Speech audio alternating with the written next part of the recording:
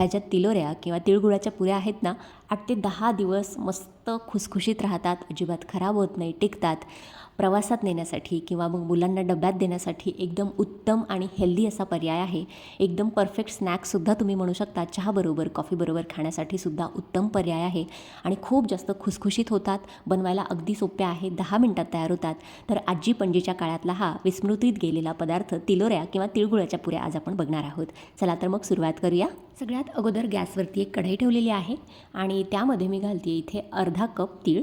तर तुम्ही polished unpolished मार्केटमधले जे विकत मिळतात ते तीळ घेतले तरी चालेल. मी इथे गावरान तीळ घेतलेले आहे. पॉलिश तिळापेक्षा मला वाटतं गावरान तिळाची चव किंवा यामध्ये असलेलं तेल किंवा जीवनसत्व थोडीशी जास्तच असतात आणि चवीलासुद्धा अप्रतिम होतात. त्यानंतर आपण हे जे तीळ आहे मध्यम आचेवरती एकदम लो फ्लेमवरती तुम्हाला 5 ते 6 मिनटं थोडेसे हलकेसे चटचट आवाज येतो ह्याच्यामधून, तेवढे आपण याला भाजून घेणार आहोत. खूप जास्त भाजायचे नाही, तर मग तिळाचा कडवट असा थोडासा वास किंवा चव लागू शकते. त्यानंतर 5 ते 6 मिनटात मस्तपैकी आपले तीळ इथे खरपूस भाजून तयार आहे. एका प्लेटमध्ये काढून घेऊया. त्यानंतर तिलोऱ्यासाठी किंवा ती कणिक मळण्यासाठी आपण इथे पाक तयार करणार आहोत. तर त्यासाठी मी इथे अर्धा कप गूळ घेतलेला आहे पातेल्यामध्ये आणि त्यानंतर याच्यामध्ये अर्धा कपच पाणी घालायचं आहे. जेवढा गूळ आहे तेवढंच पाणी घातलेलं आहे. खूप जास्त सोपं असं प्रमाण आहे. त्यानंतर या पाण्यामध्ये गूळ आपल्याला फक्त वितळून घ्यायचा आहे. एकतारी वगैरे पाक तयार करण्याची गरज नाही आहे. फक्त गूळ वितळला पाहिजे. गूळ वितळला की आपण गॅसची फ्लेम बंद करून घेऊया. तर अशा पद्धतीने गूळ जर बारीक चिरून घेतला तर लगेचच वितळला जातो. तर आजची जी ही तिलोऱ्यांची रेसिपी आहे अगदी आजी पणजीच्या काळातली, म्हणजे पूर्वीच्या काळी अशा पद्धतीने मकर संक्रांतीसाठी ह्या तिलोऱ्या किंवा तिळगुळाच्या ज्या पुऱ्या आहेत त्या बनवून ठेवल्या जायच्या आणि 10 ते 15 दिवस मस्त याचा आस्वाद घेतला जायचा.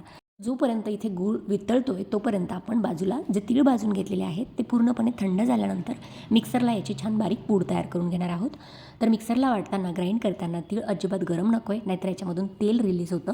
त्यासाठी थंड करून घ्यायचे आणि नंतर पल्सेसमध्ये 2-2 मिनटं मिक्सर चालू ठेवून छान बारीक याची पावडर तयार करून घ्यायची. बघू शकता अशा पद्धतीने. खूप जास्त फाईन पावडर नाही आहे, हलकीशी भरड आहे, म्हणजे पुऱ्या किंवा तिलोऱ्या खाताना छान लागते. त्यानंतर आपला पाकही बाजूला तयार झालेला आहे. गूळ वितळलेला आहे. त्यानंतर आपण इथे कणिक मळायला घेऊया. तर कणिक मळण्यासाठी मी इथे 1 कप गव्हाचं पीठ घेतलेलं आहे. अतिशय हेल्दी पद्धतीच्या या तिलोऱ्या आहेत, याच्यामध्ये गव्हाचं पीठ वापरलेलं आहे. त्यानंतर मी इथे 3 चमचे घेतलेलं आहे तांदळाचं पीठ आणि त्यानंतर आपण इथे 1 ते 1.5 चमचा घेणार आहोत बेसन किंवा हरभऱ्याच्या डाळीचं पीठ. त्यानंतर मी इथे अगदी चिमूटभर याच्यामध्ये मीठ घातलेलं आहे. मिठामुळे कुठल्याही गोड पदार्थाला अजून जास्त छान चव येते. त्यानंतर 1 चमचा भरून आपण इथे साजूक तूप घालणार आहोत. थंडच तूप आहे, गरम करून घ्यायची सुद्धा गरज नाही आहे. आणि त्यानंतर आपण जो भाजलेल्या तिळाचा कूट करून घेतलेला होता तो सुद्धा ह्याच्यामध्ये घालायचा आहे. तर अशा पद्धतीने तिळाची जी पावडर आहे भाजलेल्या ती घातलेली आहे. व्यवस्थितपणे एकदा मिक्स करून घेऊया. हाताने तुपाचं जे सगळं मोहन आहे ते आपल्याला या पिठामध्ये अशा पद्धतीने चोळून घ्यायचं आहे. म्हणजे या पुऱ्या तुपामुळे अजून जास्त खुसखुशीत व्हायला मदत होते. त्यानंतर या पिठामध्ये आपण 2 चमचे घालणार आहोत भाजलेले अख्खे तीळ. तर अख्खे तीळ तिलोऱ्यांमध्ये, पुरीमध्ये दिसायला छान दिसतात आणि खाताना हलकासा क्रंच येतो म्हणून मी घातलेले आहेत. त्यानंतर आपण जो गुळाचा पाक किंवा गूळ वितळून घेतलेलं जे पाणी तयार करून घेतलेलं होतं ते पूर्णपणे आता थंड झालेलं आहे. गरम पाणी पिठामध्ये ओतायचं नाही, थंड करून घ्यायचं आणि गाळणीने गाळून याच्यामध्ये ओतायचं आहे. गाळून याच्यासाठी घ्यायचं, बऱ्याचदा गुळामध्ये थोडीशी कण असतात, कचरासुद्धा असतो, इम्प्युरिटीज असतात, त्याच्यासाठी आपण याला गाळून घेतलेलं आहे. तर अशा पद्धतीने थंड झालेला गुळाचा पाक आपण या पिठामध्ये मिक्स केलेला आहे आणि व्यवस्थित आता आपण ही जी कणिक आहे ती मळून घेणार आहोत. मी आजचं जे प्रमाण घेतलेलं आहे किंवा वाटी किंवा कपाचं तुम्ही जर प्रमाण घेतलं तर व्यवस्थितपणे एवढ्या पाकात तुमचं पीठ किंवा कणिक मळून तयार होईल. पण जर तुम्हाला थोडीशी गरज वाटली, पीठ थोडंसं कोरडं वाटलं तर तुम्ही याच्यामध्ये अर्धा कप दूध घालू शकता. गरजेप्रमाणे घालायचं. खूप जास्त पातळ सैलसर आपल्याला गोळा किंवा कणिक मळायची नाही आहे. तर मी गुळाच्या पाकातच माझं हे जे कणिक आहे ते मळून झालेलं आहे. अजून जास्त एक्स्ट्राचं पाणी किंवा दूध याच्यामध्ये घालायची गरज पडलेली नाही आहे. बघू शकता छान मऊसूत आपलं कणिक इथे मळून तयार होतं आहे. जर गरज वाटली तर थोडं थोडं तुम्ही याच्यामध्ये दूध घालून छान घट्टसर असा पुरीप्रमाणे, पुऱ्या जसं लाटायला आपण पुरीसाठी जसं कणिक मळून घेतो त्या पद्धतीचा गोळा किंवा कणिक तुम्हाला मळून घ्यायची आहे. अशी घट्टसर ठेवायची, सैलसर ठेवायची नाही, कारण आपल्या ज्या पुऱ्या आहेत त्या मस्त खुसखुशीत हव्यात आपल्याला. बघू शकता अशा पद्धतीने आपलं कणिक इथे मळून तयार झालेलं आहे. 10 मिनिटासाठी असंच याला झाकून ठेवून देऊया. त्यानंतर आता तिलोऱ्या कशा बनवायच्या किंवा तिळगुळाच्या या पुऱ्या कशा बनवायच्या ते बघूया. तर मस्त मोठ्या पोळीच्या आकाराचा मी पोळीपेक्षाही थोडासा मोठा गोळा घेतलेला आहे. छान आपल्याला पोळपाटावरती तेल किंवा पीठ वगैरे काहीच लावायची गरज नाही आहे. याला अशाच पद्धतीने आपण लाटून घेणार आहोत, कारण कणिक थोडीशी घट्ट आहे त्यामुळे खाली पीठ वगैरे लावण्याची सुद्धा गरज नाही. पोळपाटाला काही हे चिकटणार नाही आहे. तर अशा पद्धतीने थोडीशी जशा आपण पुऱ्या लाटतो त्याच जाडीची आपल्याला मोठी अशी पोळी लाटून घ्यायची आहे. बघू शकता याची जाडीसुद्धा दाखवते. खूप जास्त जाडसर नाही, खूप जास्त पातळ नाही, अशा पद्धतीने लाटून घ्यायची आहे. बघू शकता. आणि हो, जर तुम्हाला ह्या पुऱ्या तळून घ्यायच्या नसतील तर तुम्ही अशाच्या अशा ही जी पोळी आहे पोळपाटावरून घेऊन लगेचच गरम तव्यावर घालून ही तिळगुळाची जी पोळी आहे किंवा दशमीसुद्धा म्हणू शकता ती भाजून घेऊ शकता, जर तुम्हाला तेलकट जास्त खायचं नसेल तर. पण तळून एकदा बघा, ह्या पुऱ्या अप्रतिम लागतात आणि मस्त 10 ते 12 दिवस टिकतातही. त्यानंतर या पुऱ्या मस्त एकसारख्या आकाराच्या होण्यासाठी मी छोटीशी गोल स्टीलची वाटी घेतलेली आहे आणि त्यामुळे अशा पद्धतीने या ज्या पुऱ्या आहे एकदम गोल कट करता आलेल्या आहेत. तर एवढ्या जाडीच्या या पुऱ्या ठेवायच्या आहे, खूप जास्त पातळ नाही आणि खूप जास्त जाडसरही नाही. तर बाकीच्यासुद्धा पिठाच्या मी त्याचप्रमाणे एवढ्याच जाडीच्या पुऱ्या लाटून तयार करून घेतलेल्या आहेत. तर या तिळगुळाच्या पुऱ्या किंवा तिलोऱ्या इथे लाटून तयार आहेत. आता गरमागरम तेलामध्ये आपण यांना तळून घेणार आहोत.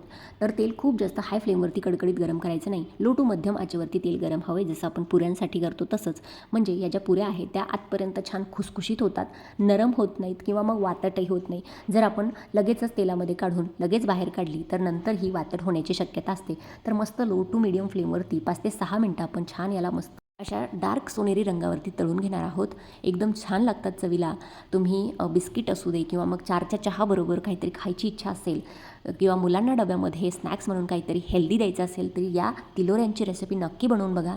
मी ज्या दिवशी बनवल्या होत्या त्याच दिवशी मुलांनी या सगळ्या तिलोऱ्या फस्त केल्या. खरंच सांगते तुम्हाला, एकदम मस्त लागतात. हलक्याशा गोड आहेत, तिळामुळे तर अजून जास्त अप्रतिम चव येते. तर आता मकर संक्रांतसुद्धा येण्यात आहे. तर अशा पद्धतीने या तिलोऱ्यांची रेसिपी नक्की करून बघा. 10 ते 12 दिवस आरामात टिकतात. प्रवासात नेण्यासाठी सुद्धा उत्तम पर्याय आहे.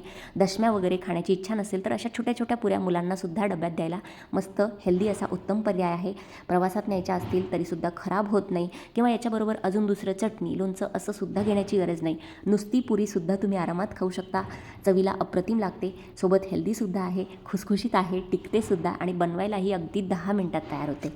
तर अशा पद्धतीने ही तिलोऱ्यांची जी रेसिपी आहे ती करून बघा. एक तिलोरी तुम्हाला तोडून दाखवते. बघू शकता एकदम खुसखुशीत झालेली आहे. तर नक्की या मकर संक्रांतीसाठी रेसिपी ट्राय करा आणि मला कमेंट सेक्शनमध्ये सांगा आजचा व्हिडिओ तुम्हाला कसा वाटला. व्हिडिओ जर मनापासून आवडला असेल मंडळी तर मनापासून एक लाईक करा, शेअर करा आणि असेच नवनवीन व्हिडिओज आपल्या चॅनलवरती बघण्यासाठी चविष्ट महाराष्ट्र या मराठी यूट्यूब चॅनलला सबस्क्राईब करायला विसरू नका. त्याला भेटूया अशाच एखाद्या नवीन व्हिडिओसोबत किंवा एखाद्या हटके रेसिपीसोबत. तोपर्यंत धन्यवाद. Thanks for watching.